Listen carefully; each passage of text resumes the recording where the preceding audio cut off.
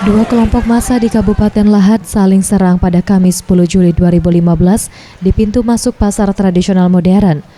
Warga yang tengah berbelanja sayuran untuk kebutuhan berbuka puasa panik dan berhamburan dan menjauh dari lokasi tawuran. Dua kelompok ini saling pukul, akibatnya beberapa orang dari kedua kubu menderita luka. Bentrok antara dua kubu ini diduga dipicu perebutan pengelolaan pasar tradisional Modern Square. Aparat kepolisian yang datang ke lokasi langsung melepas tembakan peringatan ke udara untuk membubarkan dan melerai massa yang bertikai. Aksi saling serang ini akhirnya berhenti setelah dua truk mobil polisi yang mengangkut anggota Dalmas dari Satuan Sabhara Polres Lahat diterjunkan ke lokasi.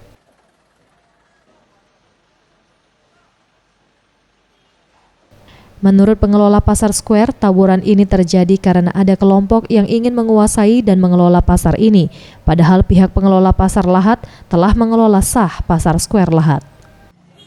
Sebenarnya selama beberapa tahun itu dari mulai saya kerja di sini 2009, ya aman-aman aja pengelolaan di bawah Pak Herman Semaun, Pak Wirawan Jatmiko gitu nah. Nah rupanya akhir-akhir ini beliau itu clash. Jadi yang saya ini di pihak Pak Wirawan Jatmiko dengan Pak Herman Semaun. Nah sedangkan pihak mereka itu Pak Bahar.